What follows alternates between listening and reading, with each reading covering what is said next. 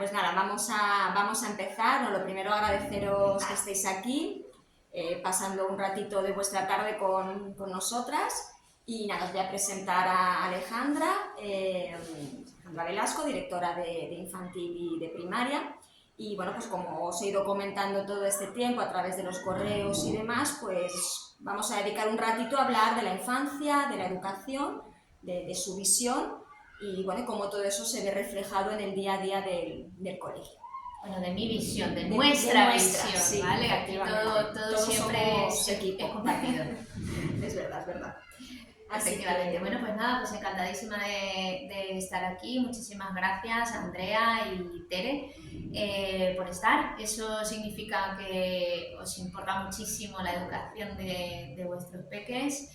Y que sois madres implicadísimas, aunque estéis allí con los niños al lado, en casa, haciendo mil cosas, estáis aquí escuchándonos porque pues esto es parte importante de la decisión que queréis tomar. Así que para nosotros es muy importante y lo agradecemos un montón que estéis tomando este tiempo para escucharnos, ¿no? Entonces, bueno, yo encantada porque además hablar de nuestro colegio, de nuestro proyecto, no solo de lo que hacemos, sino de lo que somos y de cómo entendemos lo más precioso que hay, que es con lo que trabajamos, que son nuestros niños, pues para nosotros es maravilloso y nunca nos cansaremos de hablar de ello, ¿vale? Así que nada, pues muchas gracias por darnos esta oportunidad, Saila, de poder seguir hablando de ello. Fenomenal, pues nada, vamos a empezar y bueno, voy a empezar a hacer unas preguntitas. Vale. Bueno, ¿cómo definirías la infancia, ¿vale? Desde tu perspectiva como educadora? Pues la infancia, un momento de la vida, una etapa en la que sobre todo yo creo que hay algunos sustantivos que son importantísimos, que son curiosidad, asombro, un gran asombro por todo, por la vida, porque todo es nuevo, porque todo se presenta nuevo para ellos, para los niños. También muchísimo aprendizaje, porque todo lo que nos asombra realmente, como es nuevo, pues lo aprendemos. Y confianza. Es una etapa en la que es súper importante entender que los niños confían en los adultos y que esa confianza nosotros pues no la podemos romper, ¿no? Y cada vez que digo esto pues se me ponen los pelos de punta, porque en el momento que somos conscientes de que la infancia es confianza absoluta en ti, cambia un poco la mirada. Para mí esa parte es súper importante. Y en ese sentido, ¿qué papel juega la educación en ese desarrollo integral del niño durante esta etapa, basándonos en ese desarrollo de la curiosidad, de ese continuo aprendizaje a través de esa curiosidad? Claro, sobre todo eso, ¿no? Yo creo que la parte de la curiosidad en cuanto a lo que es la educación, ¿no? La parte, digamos, más académica, es importante entender esa curiosidad natural, intrínseca que tienen los niños, que tiene la infancia, para fomentarla. ¿Y cómo se fomenta? Pues simplemente dejando que fluya, dejando que sea, no hay que hacer nada espectacular para que se pueda fomentar la curiosidad, porque la curiosidad ya está allí intrínsecamente en ellos, ¿no? Entonces, pues eso, y sobre todo también entender que los niños, bueno, los seres humanos, pero sobre todo los niños, aprenden muchísimo más de lo que ven y de lo que experimentan que de lo que escuchan. Entonces, pues intentar evitar tanta teoría, intentar evitar sermones largos o charlas, pues evitar eso y dar mucho más posibilidad de participar, posibilidad de hacer, posibilidad de experimentar, posibilidad de comunicar.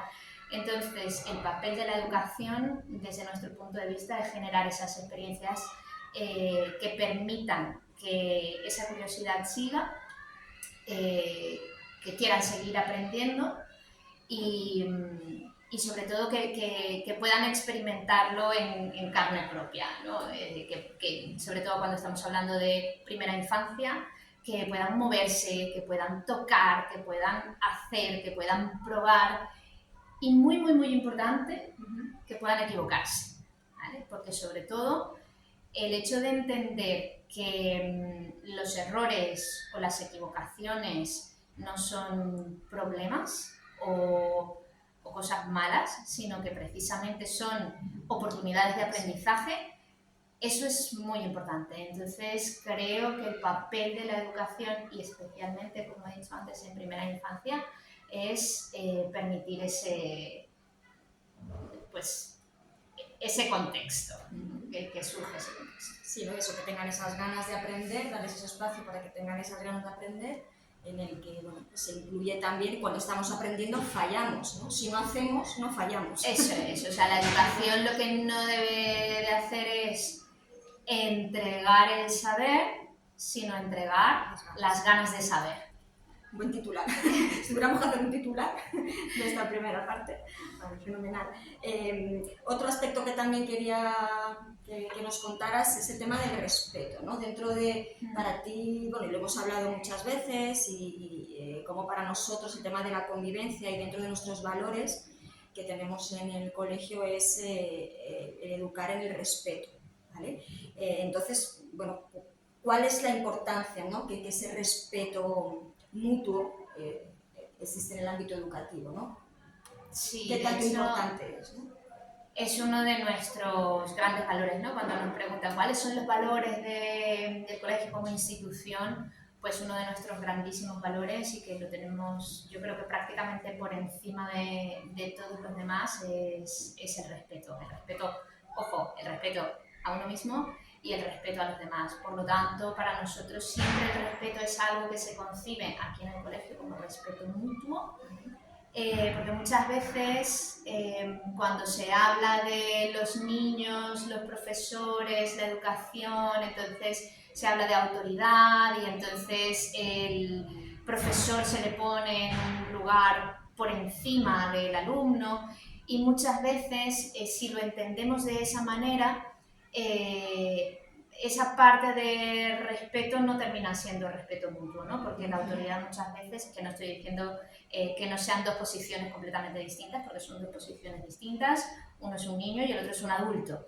¿vale? Pero precisamente por eso el respeto tiene que ser mutuo, entendiendo el adulto que está con un niño y entendiendo el niño que está con un adulto, ¿no? Y que ambos tienen roles diferentes, pero no de autoritarismo y sometimiento en ninguno de los dos sentidos, ¿no? Entonces, esa parte, pues para nosotros es súper importante, que el profesor, por supuesto, tiene una responsabilidad del niño, sobre el niño, y por lo tanto tiene un rol también, y tiene que guiar, y tiene que acompañar, y es responsable de muchísimas cosas, pero eso no quiere decir autoritarismo, ¿vale? Entonces, esa parte de comprensión y de respeto mutuo es muy importante. Entonces, el hecho de establecer normas, de establecer límites, siempre desde el más grandísimo respeto y desde el enorme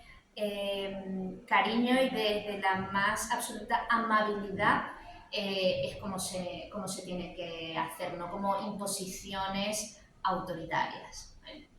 En ese sentido, pues eso para nosotros es súper importante, y no solamente cuando son pequeños, sino también cuando van creciendo. Y, bueno, y en este sentido a veces hay conflictos, es decir, dentro de, con respecto, hay faltas de respeto, ¿no? Entonces, en este sentido, ¿qué medidas para que conozcas tomamos ante los conflictos en ese sentido? ¿Cómo hacemos? Sí, a ver, nosotros en cuanto a lo que es el respeto, lo que hacemos siempre, desde que son muy chiquititos, en los primeros días de clase, establecemos lo que se llaman acuerdos esenciales en cada una de las clases. Entonces, este es el momento en el que hacemos, y se llaman así, acuerdos esenciales, no son las normas de la clase, que al final son las normas de la clase si lo entendemos como lo hemos concebido siempre, pero ya el término en sí cambia.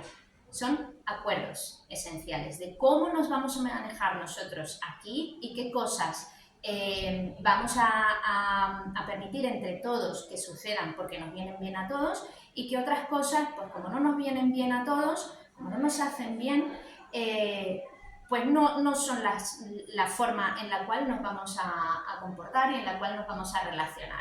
Entonces, esos acuerdos se hacen en conjunto, se hacen entre todos, se hacen entre los niños de la clase y el profesor o la profesora. Y entonces, ¿esto qué es lo que hace? Esto hace que los niños participen, y al participar eres responsable de eso a lo que te estás comprometiendo, ¿no? Es un acuerdo al que hemos llegado todos. Entonces, ya a partir de allí, pues eso es una forma de poner límites, digamos, establecerlos claramente y establecerlos además con muchísimo respeto, porque yo estoy poniendo mi punto de vista de lo que es importante, te estoy teniendo en cuenta a ti como alumno, que eres quien va a formar parte de todo esto, y tú te estás comprometiendo a ello, ¿no? Entonces, eso como un inicio. Y aunque se haga eso, por supuesto, como dices tú, hay conflictos, ¿vale? Los conflictos pasan. Y ojo, y los conflictos tienen que pasar.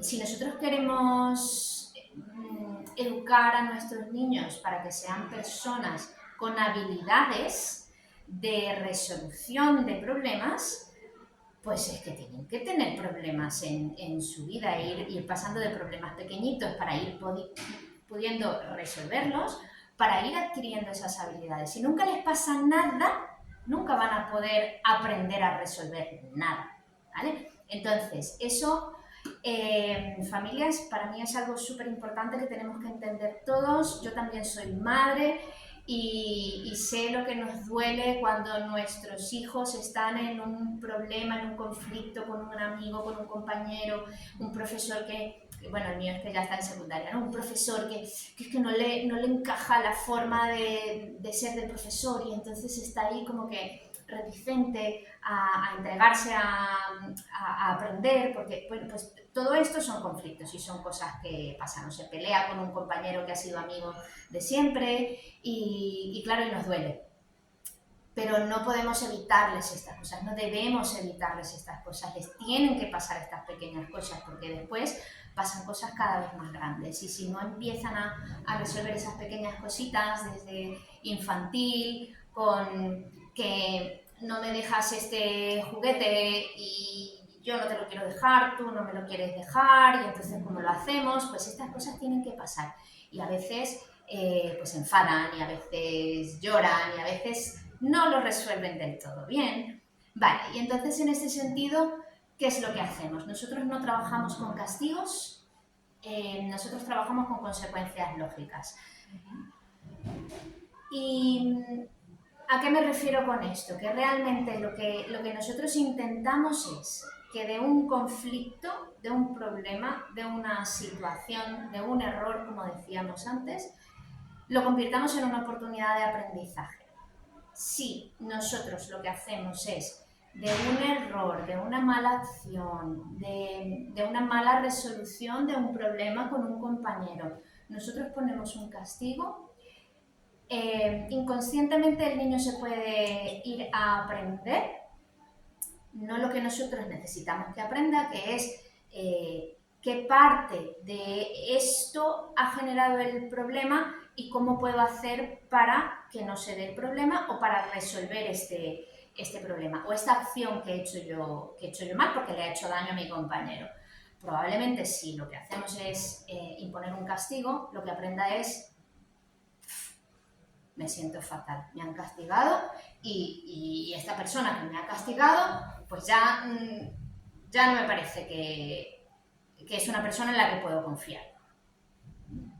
Inconscientemente podemos llegar a ese punto. Entonces, si nosotros lo que queremos es que el niño aprenda que esa acción que ha hecho daño a un compañero, pues básicamente lo que tenemos que buscar es una forma de enmendar el daño que ha hecho. Imaginaros, bueno, os voy a contar una historia real. Un niño en cuarto de primaria, un niño muy movido, muy movido. Y de repente se le ocurre una idea así, de decir, cojo el lápiz y lo pongo aquí porque es gracioso y, claro, y se sentó un compañero. No le pasó nada al compañero, o sea, fue un roce, ¿vale? Pero eso, claro, le ha hecho daño al compañero. ¿Qué podíamos hacer? Bueno, pues podíamos decir, nada, pues tú castigado una semana sin recreo. ¿Qué sacamos de eso? Para el niño que lo ha hecho y para el niño que ha recibido el daño, no sacamos absolutamente nada. Pues hablamos con el niño estaba hecho polvo, estaba arrepentidísimo, pues simplemente lo que hicimos fue, vale, ¿qué te parece? Si tú todo esto que has sentido, todo esto que has visto, ¿qué conclusión puedes sacar? Y al final su conclusión, a la que llegamos entre toda una conversación, fue, vale, hay bromas y hay cosas que nos pueden parecer graciosas en un primer pensamiento que después resulta que no son bromas. ¿Cuál es la diferencia y cuál es el límite entre una broma y algo que no es una broma? Y conclusión, pues claro, una broma es aquella en la que nos reímos los dos y siempre tendremos que hacernos esa pregunta de si yo voy a hacer una broma, si yo voy a hacer esto que a mí rápidamente me ha parecido gracioso, ¿mi compañero también se va a reír? Ostras, es que no se va a reír, ¿vale? Pues no lo hago. Entonces, y esto todo fue en una conversación y el propio niño llegó a la conclusión. Y entonces dijimos, vale, ¿y qué te parece a ti que puedes hacer para enmendar el daño que has hecho? Bueno, pues le puedo pedir perdón, le puedo ayudar, sí, por supuesto, y eso lo ha hecho. ¿Qué más podrías hacer para poder ayudar a que otros no les pase lo mismo que a ti? Porque tú has llegado a una conclusión súper importante.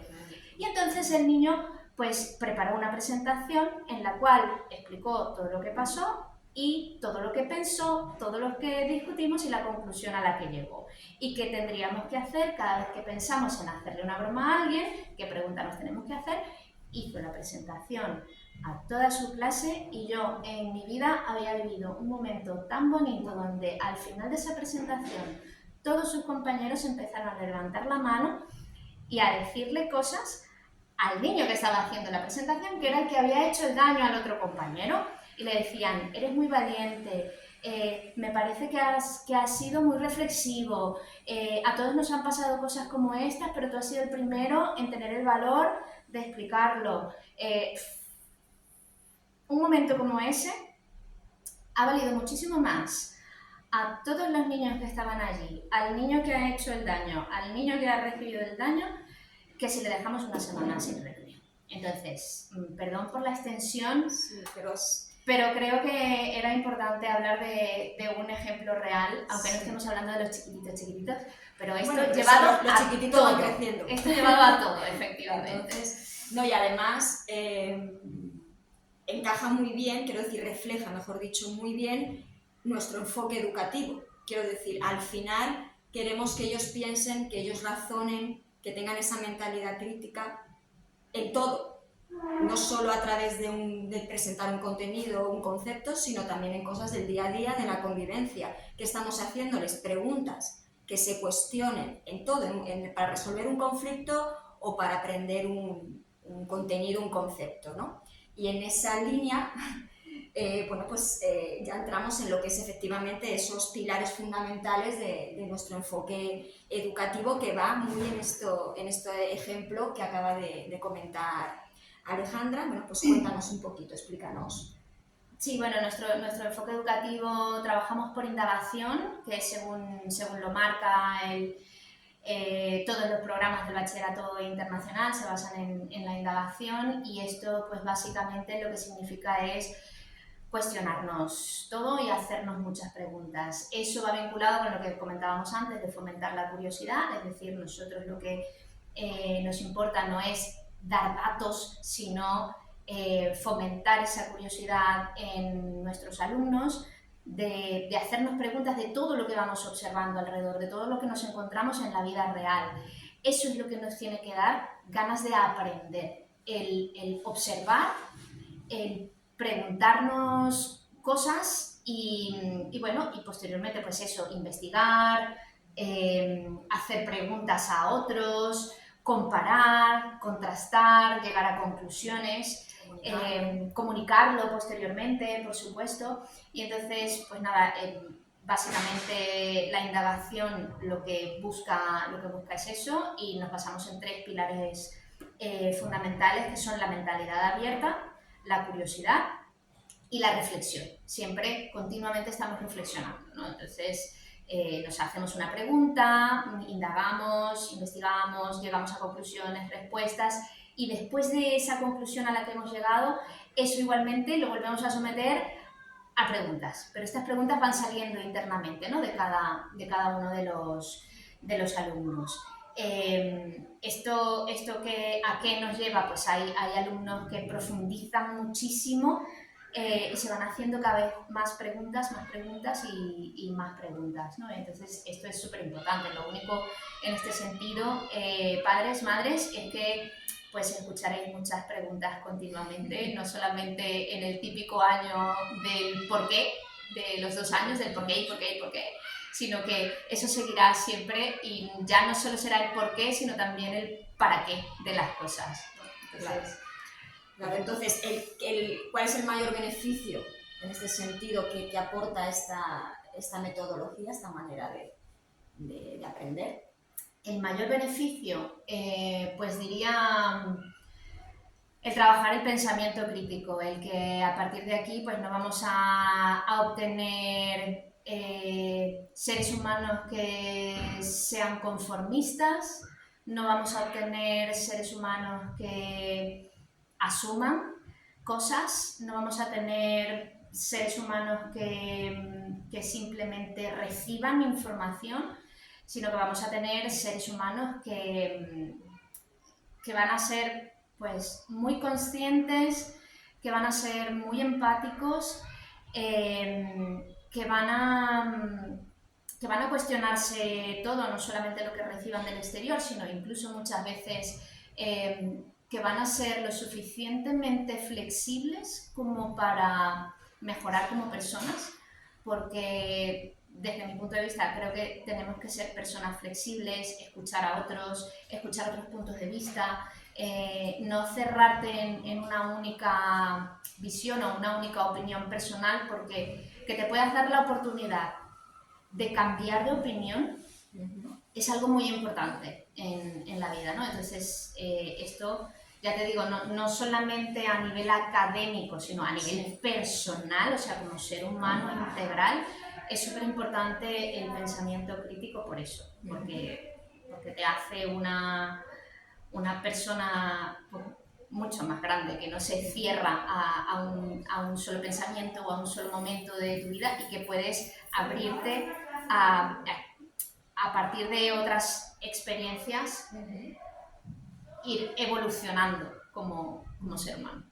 Claro, de ahí cuando hablamos de que es un core internacional, no solo es por el tema de idiomas, sino también esto de que hablamos, al final es una mentalidad abierta, una mentalidad donde acogemos lo nuestro, respetamos lo nuestro y lo de los demás, ¿no? Y efectivamente nos cuestionamos y demás, ¿no? Para ir creciendo, porque para nosotros es muy importante ese crecimiento global de la persona, es decir, no enseñamos, o sea, no educamos, sino formamos a las personas de manera integral, ¿vale? Es decir, a nivel intelectual, personal, social, emocional, y evidentemente todo eso parte de todo esto que está comentando Alejandra.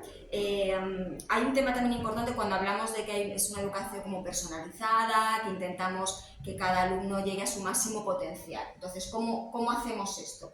Lo has explicado antes sí, un poco, bueno, ¿no? Precisamente eso, la indagación lo que permite es eso, ¿no? Al no ser un sistema, digamos, instruccional en el cual damos datos y el alumno simplemente recibe, sino que es un enfoque completamente distinto en el que partimos de grandes preguntas y a partir de esa gran pregunta el alumno va haciendo muchas más pequeñas preguntas, y que se va investigando y que se va contrastando, y a partir de toda esa investigación el propio alumno se va haciendo más preguntas, pues eso va haciendo que cada uno vaya profundizando muchísimo más en el sentido en el que las cosas más te resuenan, ¿no? Entonces, esto va haciendo que cada uno, según su personalidad, las experiencias familiares alrededor, los sitios a los que ha viajado, los idiomas que hable el alumno,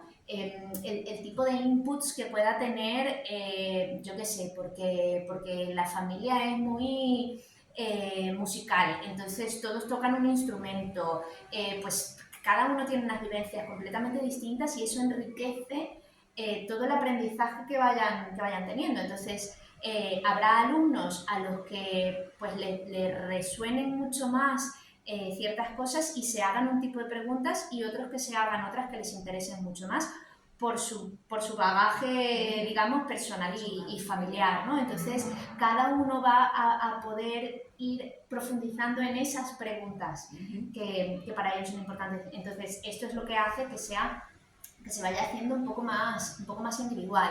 Y luego en la parte de evaluación igualmente, a ver, nuestra evaluación es continua, no tenemos, en infantil primaria no tenemos esto de exámenes intermedios, finales que definan todo. Por supuesto, ya a partir de ciertos cursos de primaria pues empiezan a tener pruebas, pero son pruebas que van ocurriendo en cualquier momento, como va ocurriendo, pruebas escritas me refiero, como va ocurriendo todo lo demás, como va ocurriendo una presentación, como va ocurriendo una maqueta, como va ocurriendo un teatro que tienen que hacer, como va ocurriendo un montón de cosas, ¿no? Entonces sí que hay pruebas allí, pero parte importante para nosotros sobre todo de lo que es la evaluación es lo que nosotros llamamos evidencias, y esa parte es preciosa porque las evidencias son cualquier tipo de producción que quiera hacer el alumno para evidenciar, por eso se llaman evidencias, lo que ha aprendido. Entonces, en ese caso no es algo establecido, estandarizado por el profesor que dice, vale, vais a hacer esto y lo vais a hacer así y todos lo tienen que entregar igual, sino que cada alumno, desde esto que comentábamos previamente, ¿no? Desde su experiencia y su bagaje personal y familiar, puede decidir cómo demostrar lo que ha aprendido. Y entonces en algún momento podemos encontrar un alumno que hace una canción y entonces con esa canción pues está demostrando lo que ha aprendido. Y otro, me encanta este ejemplo y lo comento un montón de veces porque una vez una niña en primaria, parte de lo que estaban viendo eran las capas de la Tierra y entonces la niña vino con una tarta. Hizo una tarta con diferentes capas, ¿no? Una de chocolate, la otra de vainilla, etcétera, etcétera, ¿no? Y entonces pues vino con su tarta hecha, cortadita y tal, y con un escrito de todos los pasos que había hecho y qué significaba cada una de las capas, y esto es esto, y hizo la tarta. Entonces, es una forma tan espectacular de dar rienda suelta a la creatividad, a la curiosidad, a la parte personal y la vinculación de un alumno y al implicarse, ¿no? en el aprendizaje, el que tú puedas decidir cómo lo quieres hacer, y en ese momento, además de decidir cómo lo quieres hacer, hay un proceso de aprendizaje muchísimo mayor, ¿no? Porque estás vinculando hacer una tarta con las capas de la Tierra, y para poder hacerlo, o sea, es que eso jamás se le va a olvidar. A esa niña jamás se le va a olvidar, y a los que comieron la tarta quizás tampoco, ¿no? No sé qué tal estaba de sabor, pero bueno. Seguro que estaba bueno también. Pues nada, vamos a ya ir finalizando un poquito. Para ir cerrando voy a hacer un par de preguntitas más y luego ya nos comentáis lo que os apetezca, lo que queráis, y preguntar o dar vuestra opinión sobre lo que más os haya gustado. En líneas generales, ¿cuáles son tus expectativas para el futuro de la educación? Para el futuro de la educación, bueno, yo casi, si fuera así pedir un deseo al mundo, pues tener menos limitaciones burocráticas que nos permitan pues hacer mucho más de este tipo de cosas. Bueno, nosotros lo podemos hacer porque somos privado internacional, pero nos gustaría poder hacer muchísimo más, que muchas veces pues eso, las limitaciones burocráticas, de legislación, etcétera, pues hay cosas que nos limitan un poco, ¿vale? Y yo pediría una mejor valoración social hacia el docente y especialmente a nuestros docentes de primera infancia, que son seres de otro mundo. O sea, es un trabajo maravilloso lo que se dejan nuestras profes en infantil, primer ciclo y segundo ciclo, pero bueno, cuanto más pequeños es muchísimo más lo que tenemos que agradecerle a nuestras maestras y a nuestros maestros. Y creo que socialmente en España pues no está del todo reconocido, ¿no? Así que bueno, eso pediría yo.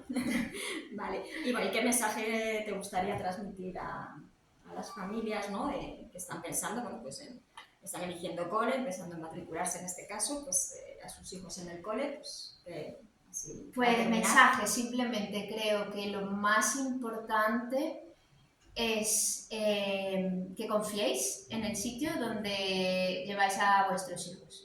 Es confianza y para ello pues simplemente tenéis que ver que los valores vuestros familiares, vuestro proyecto de familia encaja con los valores del colegio, con el proyecto educativo, que no es solamente, sobre todo eso, no solamente es lo académico per se, sino que tiene que ser algo mucho más integral, porque al final pues vuestros hijos van a pasar muchos años, ¿no? en el colegio, entonces que tenéis que sentiros seguros y confiados en el sitio que decidáis, donde sea, hacerlo con la convicción de que es el sitio, ¿no? Es como una continuación de la familia. Pues bueno, por nuestra parte, muchas gracias, Alejandra. A ti por darnos esta oportunidad y no sé si hay preguntas concretas que queráis hacer de cosas que os importen aquí. Andrea. Hola, bueno, lo primero agradecer a la exposición que me ha parecido interesantísima, muchas gracias. Y así una duda muy concreta que me surge es ¿desde cuándo se lleva impartiendo esta metodología en el campus? ¿Cuántos años de experiencia en este nuevo método de aprendizaje por proyectos? Por indagación. Sí, mira, pues llevamos autorizados en el continuo del Bachillerato Internacional desde el 2020, autorizados, pero para el 2020 estar autorizados en infantil primaria teníamos que haber estado trabajando años antes, ¿vale? Porque la autorización, pues viene el IB a hacer una visita de auditoría y tienes que pasarla y para ello pues tienes que haber llevado varios años trabajando. Entonces, trabajando en formato de indagación desde el 18. Previamente empezamos a trabajar por proyectos desde el 2014. Vale, fenomenal. Muchísimas gracias. A ti. Vale, y aquí surge una pregunta. Diferencia entre trabajar por indagación y trabajar por proyectos, porque es verdad que a veces se confunde. Sí, el aprendizaje basado en proyectos, la misma palabra lo dice, es proyecto. En un proyecto lo que implica es siempre tener al final un producto final. Entonces es la construcción de algo, la elaboración de algo. Entonces, basándote en ese producto final que vas a conseguir, haces una planificación de los diferentes pasos que tienes que hacer para conseguir eso, ¿vale? Y entonces en el proceso de planificación es donde pues, se van poniendo todos los aprendizajes que se tienen que hacer a nivel académico, ¿vale? El trabajo por indagación se basa en preguntas. Puede ser muy similar en cuanto al proceso en el cual se van trabajando todas las situaciones de aprendizaje, porque por supuesto todo es vinculado con la vida real, ¿vale? Entonces todo es significativo realmente, ¿no? Dentro de lo que es la indagación también, pero la parte más importante es que se va trabajando por preguntas y no tiene que haber necesariamente un producto final. Un proyecto, vale. Eso es. Vale, entendido. Pues gracias por el matiz porque sí es importante. ¿Alguna pregunta más? ¿Alguna curiosidad? Tere, Belén, si tenéis alguna pregunta, alguna cosa que os importe para escuchar nuestra opinión al respecto o cualquier cosa que necesitéis saber. Yo solo quería hacer un comentario sobre algo que he explicado que la verdad que me ha servido mucho porque yo tenía, bueno, perdonar esta voz. Estamos todos un poco así. Madre mía. Pues, yo qué sé, incluso a mí, ¿no? Digo, oye, el parece una tontería, bueno, eso es porque en el fondo a mí casi digo, porque tontería que tengas esa preocupación, pero me surgió porque, bueno, mi peque tiene un añito y medio y lo que más le gusta en el mundo es jugar con el agua y creo que como a todos los de su edad. Y claro, le doy un vaso de agua y para él eso es, bueno, una fiesta. Entonces él me va tirando vasos de agua por toda la casa y evidentemente yo no me puedo poner a decirle esto no se hace o esto, mira, estás ensuciando, porque es que él no lo entiende. Entonces yo lo que hago es que tengo trapos por todas partes y le digo, mira, porque él hasta aplaude. Cuando ve que el agua cae y como moja y tal, él aplaude y le parece una fiesta. Entonces yo le digo, muy bien, sí, ha sido muy guay, pero ahora hay que recogerlo. Entonces él ya cuando tira el agua va por un trapo y como que lo intenta limpiar. Genial. Pues digo, bueno, hay que recogerlo. Y claro, yo el otro día le estaba comiendo y para comer yo le tengo los típicos vasos estos antihuelco, porque es que si no, o sea, fiesta de agua. Y yo pensaba, ostras, y cuando ahora empiece el cole y él esté en la comida y le den su vaso de agua y él coja el agua y haga así, las profes o quien, ¿qué hacer? Yo decía, le regañarán. Y yo tenía como una preocupación ahí. Entonces, bueno, quería contarlo así como anécdota, porque me ha resultado interesante lo que habéis comentado de los castigos y demás. Porque de verdad que parece una tontería, pero yo estaba como preocupada. ¿Me lo van a castigar? ¿Qué le van a hacer cuando pase Nada, no eso? te preocupes. Desde el primer día le daremos una mopa y él será el de la mopa. Ya está. Sí. Bueno, él sabrá lo que tiene que hacer. Seguro, seguro. Será el más colaborador para el momento de limpiar y recoger. Sí, pues no, solamente quería... Genial, pues muchas gracias por compartirlo, Tere. Gracias. Bueno, Vale, mi marido me dice por aquí Sí. Vuestra opinión como especialistas con respecto al uso de las tecnologías en edades tempranas, que ya preguntamos el otro día en la entrevista personal con Sheila y nos dijo que no se hacía uso de las tecnologías sí. en vuestro centro. La razón, según vosotras, es ¿por qué? A ver, a mí me gustaría distinguir dos cosas, ¿no? Una cosa puede ser, por ejemplo, el poner en algún momento puntual una proyección en grande, porque se vaya a proyectar algo que no se puede ver en vivo en ese momento, y eso sí que se puede hacer en algún momento a lo largo de todo infantil, pero no somos colegio que estemos a favor del uso de dispositivo por niño, ¿vale? En edades tempranas, en absoluto. Los niños necesitan un mundo 5D, especialmente cuando más pequeños, muchísimo más. Necesitan contacto visual, necesitan reacciones humanas para aprender esas reacciones humanas. Entonces, pues eso, nosotros en lo que es infantil y de hecho hasta en primero y segundo de primaria tampoco, en algún momento puntual, en primero y segundo de primaria, pueden usar un iPad, pero porque van a producir algo, porque van a grabar algo, pero no tienen dispositivo en el cual pues estén haciendo aplicaciones, etcétera, ¿vale? En infantil, por ejemplo, nosotros trabajamos, bueno, tanto en infantil como en toda primaria, nosotros trabajamos un método de matemáticas que se llama InnovaMath, que tiene una parte que es método y cuaderno y cuadernillo, etcétera, y tiene otra parte que es aplicación. y nosotros aquí en el colegio nos negamos a utilizar la aplicación en infantil en el aula y simplemente pues lo dimos como ofrecimiento a las familias que lo quieran utilizar en casa. Tienen abiertos 15 minutos semanales para poder utilizarlo en casa si quieren, pero nosotros aquí no utilizamos la aplicación. Vale, fenomenal. ¿Te queda claro? Sí. Sí, le he visto allí asintiendo Sí, de sí. fondo. ¿Me oís? Sí. Sí. Hola, Hola, ¿qué Belén. tal? No, hola, sí, que además te puedo corroborar eso, porque bueno, Vega está en primero Sí. y ella nada, o sea, está súper limitado el tema de Innovamat, lo limitan al día para que no se pueda conectar más de 15. Nada, esto me queda la biblioteca y no puedo hablar. No te preocupes. ¿Vale? Muchas gracias por Pero el sí. comentario. Y nada, no, bueno, o sea, está todo limitado. Muchas Me gracias. estaba escuchando y estoy aquí escondida. Gracias. Pues nada, no sé si no hay ninguna otra duda o pregunta. Estupendo. Sí, una duda yo. El tema de los deberes para casa.